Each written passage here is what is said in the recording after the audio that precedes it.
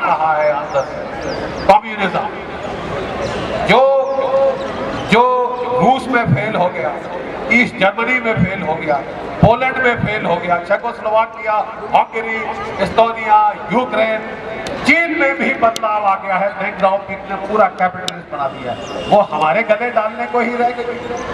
और कल वो कन्हैया वहां से निकल के हुंकारे मार रहा था वहां पे जेएनयू के अंदर।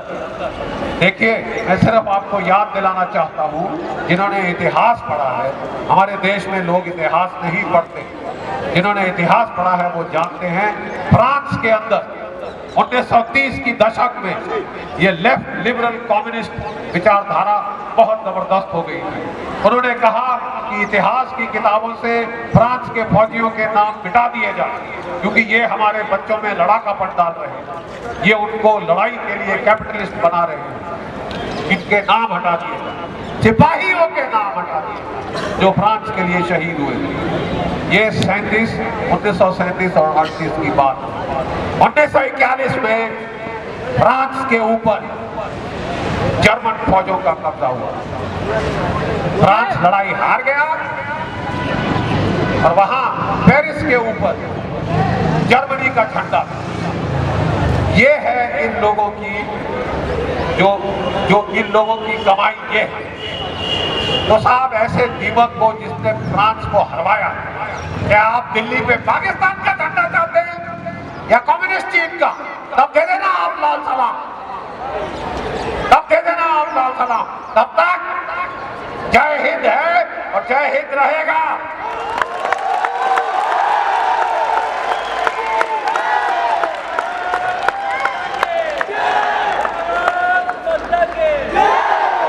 बेटा, ये जो दीमक की तरह चाट जाती है जो विचारधारा, उससे प्लीज संभलें, उसको समझें। ये मजाक बना दिया हमारे देश का कि हमारे देश की राजधानी के अंदर कश्मीर को तोड़ने के नारे लग रहे हैं। और हमें दुख इसलिए है कि हम कोई 10,000 अफसर जैसी हो जवान, पूछिए कर्नल साहब से उनका बेटा कहां शहीद हुआ, पूछिए कहां शहीद हुआ विजय थापड़ जम्मू कश्मीर में, ताकि हमारा झंडा वहां फहराता रहे।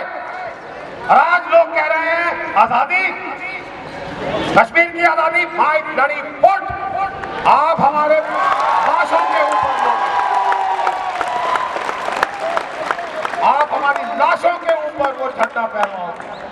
और अगर आप इस प्रकार की बातें कर रहे हैं, कल बड़ी तोड़ मरोड़ के हमको तो आजादी भारतवर्ष के अंदर चाहिए, वो अगले प्राइम मिनिस्टर बनने के ख्वाब देख रहा है इस वक्त। वो मोदी जी को बता रहा था क्या बोलना चाहिए क्या नहीं बोलना चाहिए, स्टालिन के बारे में, रूस में। ये हमने गंद अपनी राजधानी में पाल रखा और हम लोग और आप लोग अपने टैक्स से 3.5 लाख रुपए हर स्टूडेंट के लिए वहां बर्बाद कर रहे हैं, ताकि वो यहाँ बैठे लाल सलाम दे, हमारे देश को तोड़ने की बात करें।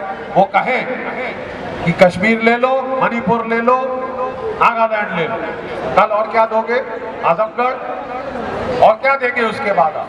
मैं देखो बच्चों, लास्ट में सिर्फ एक चीज कहना चाहता हूँ। हमें बड़ी हैरत हुई सुन के कि अमेरिका के एम्बेसडर साहब ये फ्री स्पीच में कन्हैया साहब के साथ।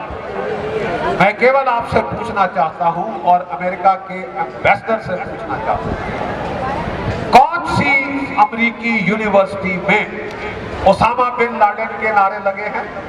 बताइए एक यूनिवर्सिटी बच्चों जिसमें ओसामा बिन लादेन के नारे लगे। ओसामा बिन लादेन की एक्स्ट्रा जुडिशियल किलिंग के बारे में वहां कोई कोर्ट गई थी जब अमेरिकी हेलीकॉप्टर गए और उनके कमांडो ने जाके उसको निकाल के मारा अपनी 3 बीवियों के साथ, तो कोई अदालत गई थी?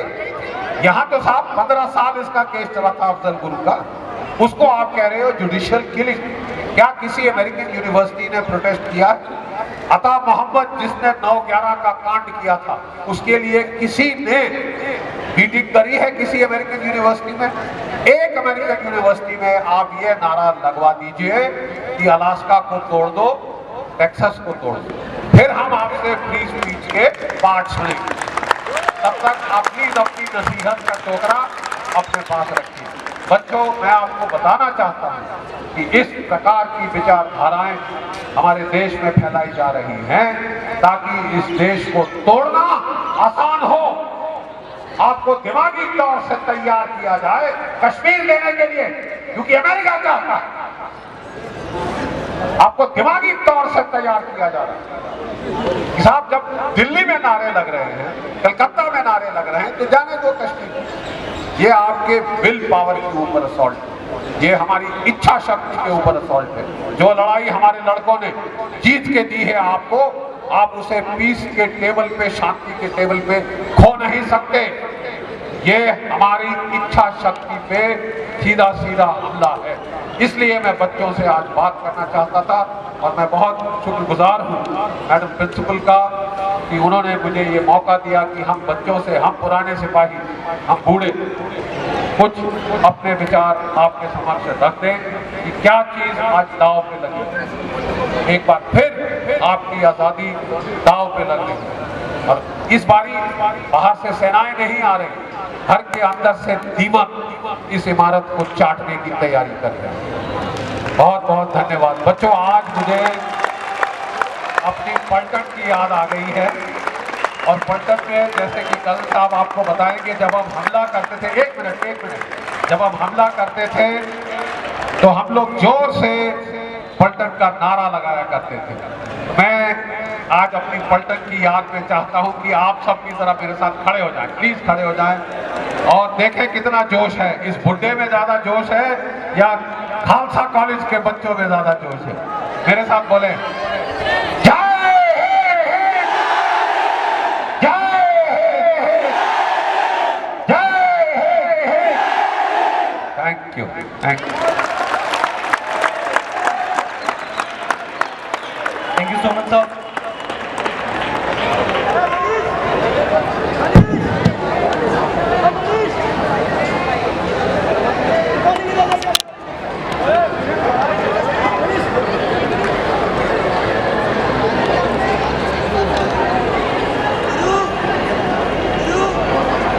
We will shortly be beginning with the cultural performances. All those who have registered, please come near stage and confirm your registration. All those who have registered for cultural performances, please come near stage, confirm your registration. We will be starting with cultural performances in next 5 minutes. Thank you. ओए ओए ओए ओए इधर इधर इधर नहीं, ओए ओए इधर कहाँ जा रहा? क्या इसकी भी बिल्कुल जगह नहीं है? नहीं, फोटो क्लिक कर सकते हैं तो सर। चलना मैं भी से